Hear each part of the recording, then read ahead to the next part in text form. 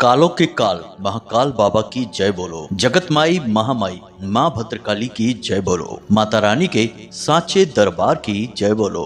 मिथुन राशि वालों, आप सभी का बहुत बहुत स्वागत है मिथुन राशि भिंड यूट्यूब चैनल में। सावन के इस पवित्र महीने में भूल कर भी मत चले जाना इन 3 जगहों पर, वरना बहुत बड़ा अनर्थ हो जाएगा और आपकी हर एक खुशी मातम में बदल जाएगी। यह वीडियो असल में कोई साधारण वीडियो नहीं है, यह आपके लिए एक बहुत बड़ी चेतावनी है। समय रहते आप इस ज्ञान को अच्छी तरह से समझ लेना, वरना बाद में आपको बहुत पछताना पड़ेगा। या यूं कहें कि पछताने का भी मौका नहीं मिलेगा, क्योंकि पूरा सावन का महीना आपका बर्बाद हो जाएगा और बाबा भोलेनाथ के साथ साथ स्वयं शनिदेव भी आपके ऊपर भयंकर क्रोधित हो जाएंगे। जी हाँ बंधुओं, याद रखना कि आपके जीवन में अभी परेशानियों का जो दौर है वह समाप्त नहीं हुआ है। अभी आपकी परीक्षा की घड़ियां चल रही हैं, लेकिन ऐसे में यह जो सावन का पवित्र महीना है, यह आपके जीवन में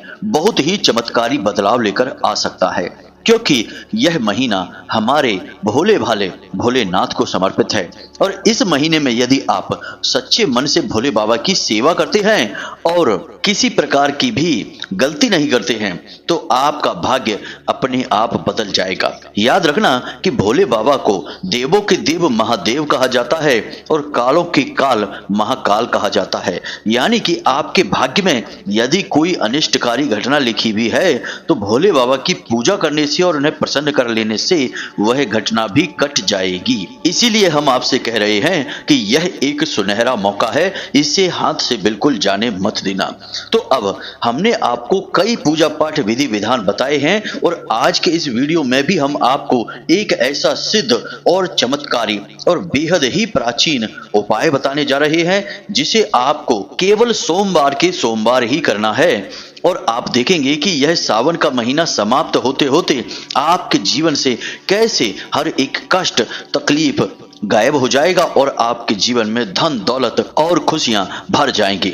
आप जीते जी स्वर्ग का सुख भोगने लगेंगे। बस शर्त एक ही है कि आपको इस पूरे सावन के महीने में भूल कर भी इन 3 स्थानों पर, या यूं कहें कि अपशगुनी जगहों पर नहीं जाना है। मित्रों, याद रखना कि स्थान का बहुत अधिक महत्व होता है, तभी तो मंदिर जैसे पवित्र स्थान पर जाकर दुखी से दुखी इंसान का भी मन शांत होने लगता है। बेचैनी कितनी भी हो, मन में ईश्वर की कृपा की गंगा बहने लगती है और इंसान एक अद्भुत सुख और लगाव का अनुभव करता है। ठीक उसी प्रकार किसी लड़ाई झगड़े वाली जगह पर जाकर एक शांत चित्त का इंसान भी बेचैन हो जाता है, घबराने लगता है। तो ऐसे में आपको सावन के इस पवित्र महीने में 3 ऐसे स्थान हैं जहां भूल कर भी नहीं जाना है, क्योंकि इन 3 स्थानों पर इतनी भयंकर नकारात्मक ऊर्जा उत्सर्जित होती है जो आपके चरित्र को भी दूषित करेगी, आपके सौभाग्य को भी समाप्त कर देगी और आपके द्वारा किए जाने वाले हर एक पुण्य कर्म को पूर्ण रूप से समाप्त कर देगी। जी हाँ मित्रों, अब हम आपको पहले ही बता दें कि ये कोई साधारण जगह नहीं है, जैसे कि कोई जुआ खेलता है वहां, या फिर कोई शराब पी रहा है वहां, या फिर कहीं पर मांस का या वेश्यावृत्ति का कार्य हो रहा है। ऐसी किसी जगह पर हम नहीं कह रहे हैं, ये तो सामान्य जगहें हैं, लेकिन शास्त्रों में कुछ बहुत ही गूढ़ और बहुत ही बड़े ज्ञान का वर्णन मिलता है और वहीं पर आपको पता चलेगा कि कौन सी ऐसी जगह हैं जहां पर भगवान ने भी सामान्य इंसान को जाने से मना कर दिया है। यदि आप जाते हैं तो निश्चित तौर पर आप भगवान भोलेनाथ से तो दंड प्राप्त करेंगे ही, लेकिन स्वयं शनिदेव और राहु केतु भी आपके पीछे पड़ जाएंगे।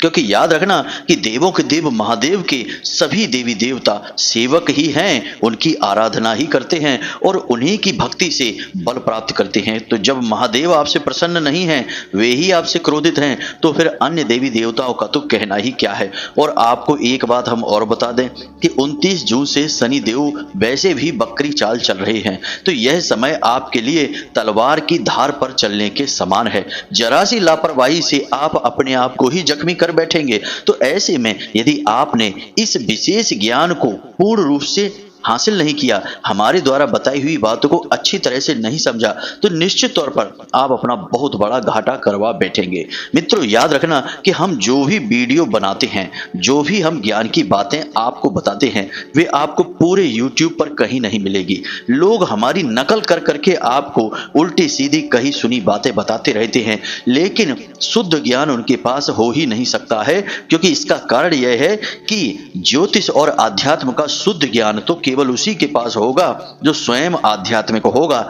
जिसने स्वयं साधनाएं की होंगी और भगवान की लंबे समय तक सेवा की होगी। याद रखना बंधुओं कि ज्योतिष और आध्यात्म कोई व्यापार का विषय नहीं है। यहाँ पैसे का लालच जिसने भी कर लिया, उसका विनाश अपने आप हो जाता है और उसके द्वारा दिया गया ज्ञान कभी भी फलित नहीं हो सकता है। लेकिन हम तो जो भी कार्य करते हैं, जो भी ज्ञान आपको देते हैं, उसे माता रानी की सेवा समझकर करते हैं। हमें इससे कोई मतलब नहीं कि हमें क्या मिलेगा क्या नहीं मिलेगा।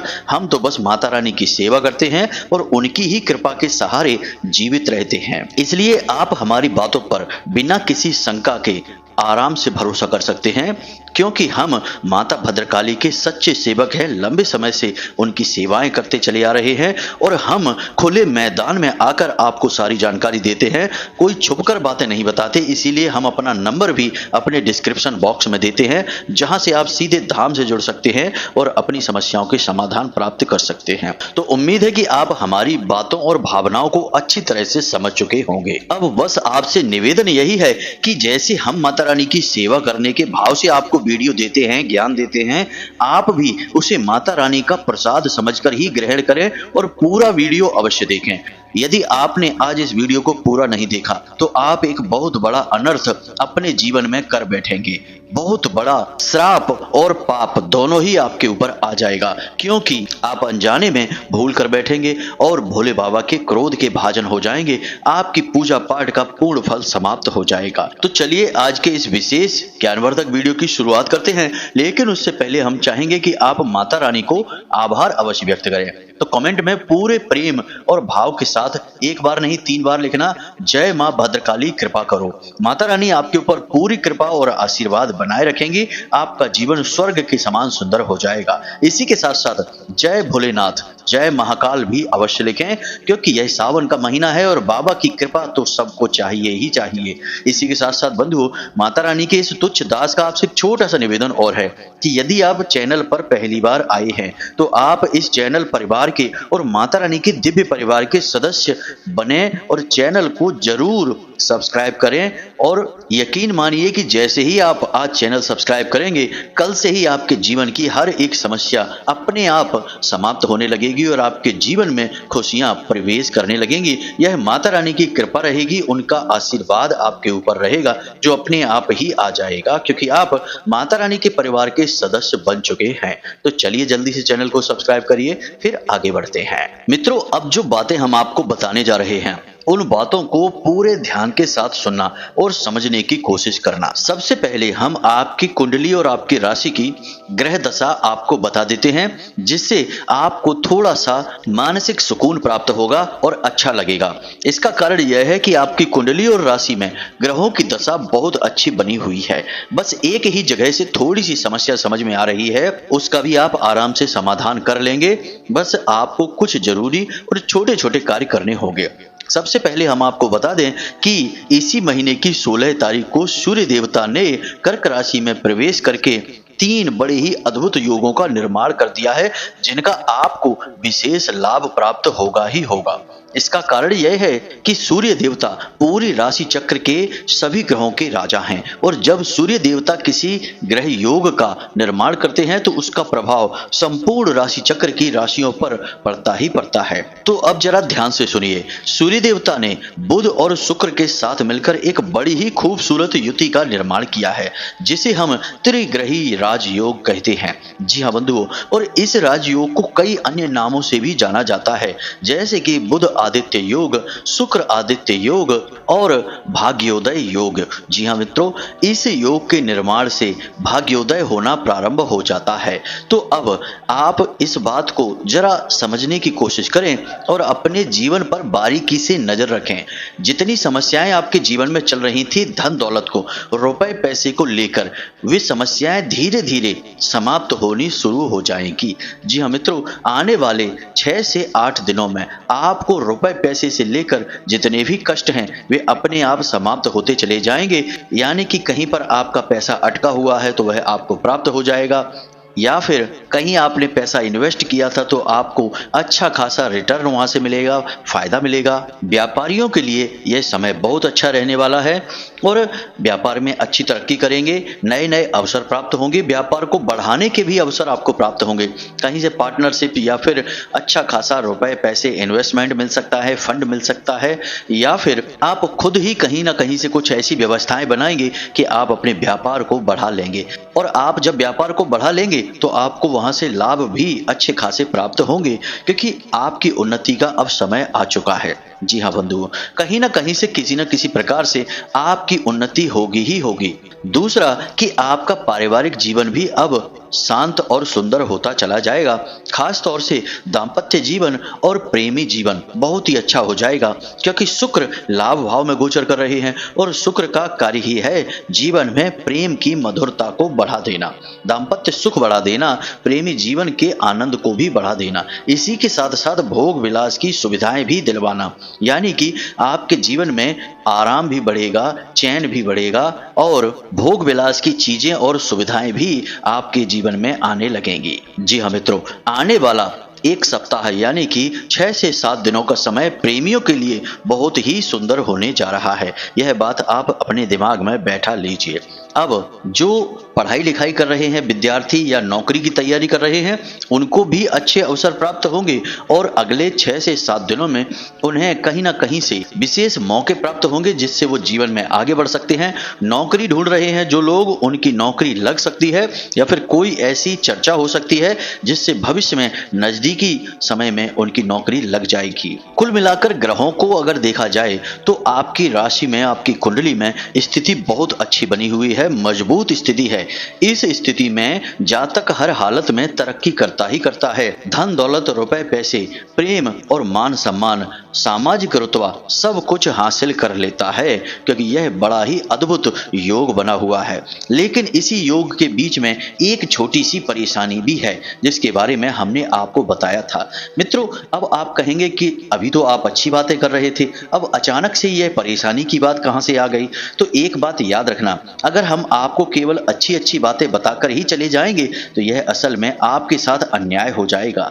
याद रखना कि हर एक अच्छी चीज के बुरे पहलू भी होते हैं, सिक्के के भी 2 पहलू होते हैं और समय के भी 2 पहलू होते हैं, अच्छा और बुरा, और दिन और रात ये हमेशा साथ ही रहते हैं। तो यदि आपको एक समय की जानकारी दी जाएगी तो दूसरे समय की जानकारी भी मिलनी बहुत अधिक आवश्यक है।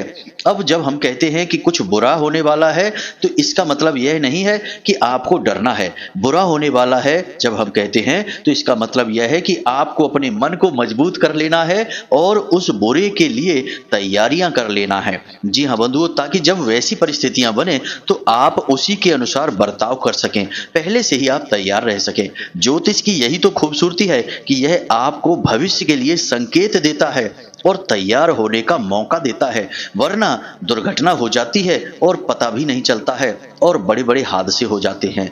लेकिन यदि कोई ज्योतिषी कह देता है कि अगले 4-5 दिनों तक वाहन संभल कर चलाना, शनि भारी है, दुर्घटना हो सकती है, तो आप संभल कर चलेंगे। तो यदि दुर्घटना होगी भी तो आपको पहले से पता रहेगा कि दुर्घटना का आभास हो रहा था, संकेत मिल चुका था, तो आप संभल कर चलेंगे तो चोट कम लगेगी, आपको परेशानी कम होगी। आप समझ रहे हैं ना कि हम आपसे क्या कहना चाहते हैं? तो बस यही है, जब हम कहते हैं कि नकारात्मक है तो आपको डरना नहीं है, बस समझना है कि परिस्थितियां कैसी बनेंगी।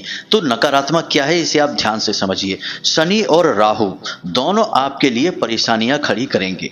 अब याद रखिए कि शनि बकरी चाल चल रहे हैं और लंबे समय तक बकरी चाल में ही रहेंगे, और शनि की बकरी चाल बहुत खतरनाक होती है। इसका खतरा यह होता है कि यह आपकी छोटी से छोटी गलती की भी सजा आपको भारी से भारी दिलवाती है। दूसरा कि आपको मेहनत बहुत अधिक करवाती है। बकरी चाल, जी हाँ बंधुओं, वही भी शनि की।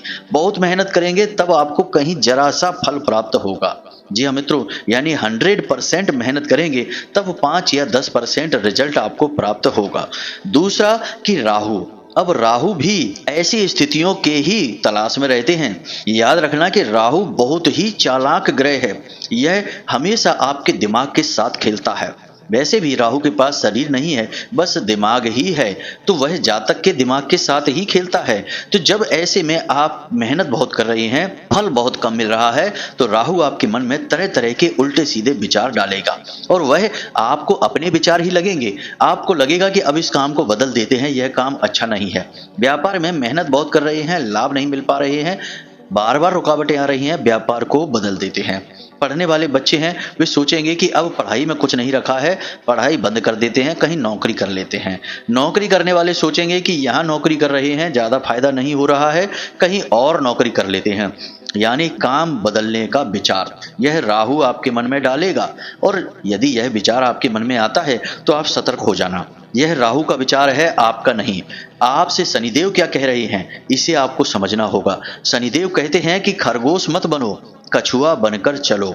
आज की गई मेहनत इकट्ठा हो रही है, और कल जब शनिदेव अपने प्रभाव से हल्के होंगे और बकरी चाल से हटेंगे, तो आपको अचानक बहुत बड़े बड़े परिणाम प्राप्त होंगे। जी हाँ बंधुओं, हमने कई ऐसे जातक देखे हैं जिनके ऊपर शनि की 7.5 चल रही थी, और उस 7.5 में उन्होंने भयंकर कष्ट सहे, लेकिन भक्ति भाव, भगवान के प्रति समर्पण कम नहीं होने दिया, और अपने अंदर की इंसानियत को भी हटने नहीं दिया, और सच्चे मन से मेहनत करते रहे, भगवान की पूजा पाठ करते रहे। और फिर क्या हुआ, जब शनि की 7.5 हल्की हुई, क्योंकि याद रखना कि आखिरी के जो 2.5 साल होते हैं उनमें शनिदेव का प्रभाव कम होता चला जाता है, तो उनके जीवन में तरक्की आनी शुरू हुई, और जो इंसान 7-8 हजार की नौकरी कर रहा था, आज वह लाखों रुपए कमा रहा है और अपने जीवन में सारे सुख भोग रहा है। जी हाँ बंधुओं, यह होता है शनि का प्रभाव। शनि जब भारी होते हैं तो वे आपको इतना मजबूत बना देते हैं कि फिर दुनिया की बड़ी से बड़ी समस्या आपका बाल भी बांका नहीं कर सकती है। जी हाँ बंधुओं, शनि एक कठोर शिक्षक हैं। वे आपको बहुत मजबूती से पाठ रटवाते हैं, जीवन के पाठ। तो बस आपको नकारात्मक नहीं लेना है इन चीजों को, और राहु इन स्थितियों का लाभ उठाना चाहते हैं और आपको आपके मार्ग से विचलित करना चाहते हैं। तो अब राहु जब आपके मन में ऐसे विचार डालें तो सतर्क हो जाना। दूसरा, आपके मन में यह विचार आ सकते हैं कि आप कोई नकारात्मक कार्य करने लगें, जैसे जुआ, शराब आदि, या नकारात्मक लोगों के साथ उठने बैठने लगें, वेश्यावृत्ति, मांसाहार और गलत आचरण करने लगें, तो ये विचार भी राहु के होंगे। वाहन को गलत तरीके से चलाना, यह विचार भी राहु का होगा। उल्टे सीधे कपड़े पहनना, सही तरह से नहीं रहना, जीवन में अस्त व्यस्त रहना, जरूरत से ज्यादा आलस दिखाना और लोगों के साथ दुर्व्यवहार करना, और बड़ों को सम्मान न देना और छोटों से प्रेम न करना, ये सारे के सारे आचरण राहु के हैं। आपको समझना होगा, यदि आपके मन में ऐसी भावनाएं आने लगे, बात बात पर आपको क्रोध आने लगे, अपनों और परायों में आप भेद करना भूल जाएं, अपनों से ही बार बार लड़ने झगड़ने लगें, तो आप समझिए कि आपके ऊपर राहु हावी हो रहा है। आपको इन भावनाओं को अपने ऊपर हावी नहीं होने देना है। बस इन बातों को आपको ध्यान देना है, और जीवन में जो चल रहा है बस उसी पर अड़े रहना है। जितना मिल रहा है बस उसी में खुश रहना है। एक दिन आएगा बहुत ही जल्द जब शनिदेव की परीक्षाएं समाप्त हो जाएंगी, तो आपको इतना मिलेगा जितनी कि आपने सपने में भी कल्पना नहीं की होगी। मित्रों, याद रखना, हमने अपने जीवन के अनुभव से आपको जो बातें बताई हैं वे पूर्ण रूप से सत्य हैं, और एक दो नहीं, कई ऐसे जातक हैं जिनके जीवन में हमने ऐसी परिस्थितियों को बनते देखा है।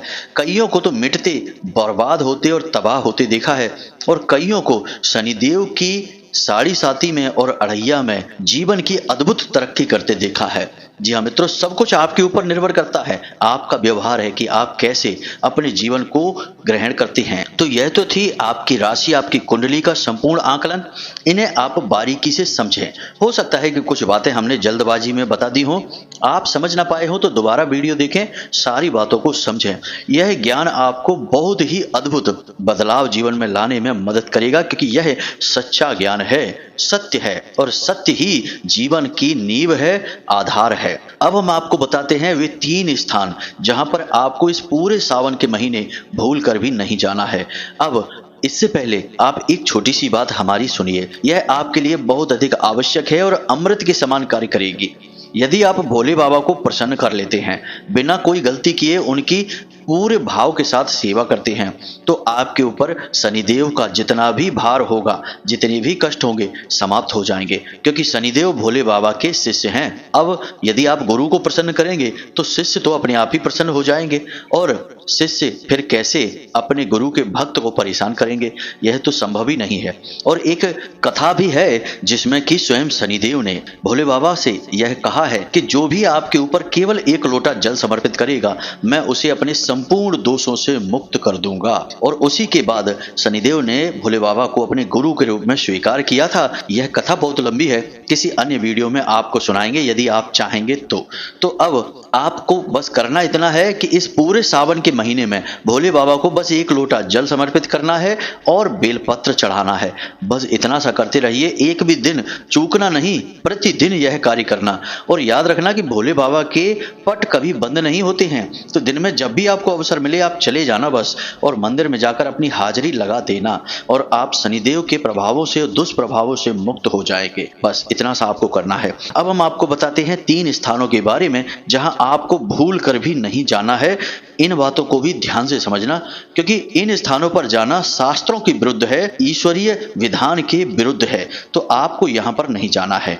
कौन सी है वे जगह, ध्यान से सुनिए और समझिए। पहला स्थान है जहां देव निंदा हो रही हो। इसका प्रमाण यह है कि श्रीमद् भागवत में श्री सुखदेव जी राजा परीक्षित से कहते हैं कि हे परीक्षित, ध्यान से सुनो कि जो इंसान देव निंदा को अपने कानों से सुनता है, या फिर देव निंदा स्वयं करता है, या फिर जहां देव निंदा हो रही है उस स्थान पर चला जाता है, तो उस इंसान का साथ संपूर्ण देवी शक्तियां छोड़ देती हैं। जी हाँ बंधुओं, यह वैदिक विधान है, और जो इंसान लगातार इस कार्य को करता रहता है वह इंसान किसी भी हालत में भगवान का प्रिय नहीं हो सकता है, और मृत्यु के बाद भी उसे शांति प्राप्त नहीं होती है, और वह प्रेत बनकर अनंत काल तक इस मृत्यु लोक में भटकता रहता है। लेकिन आजकल लोग इस बात को नहीं समझते हैं और अपने धर्म, अपने भगवान और अपने आराध्य के बारे में ही अनाप शनाप बातें करने लगते हैं, और इसमें भी आनंद लेने लगते हैं, जबकि यह बहुत ही बड़ा अपराध है।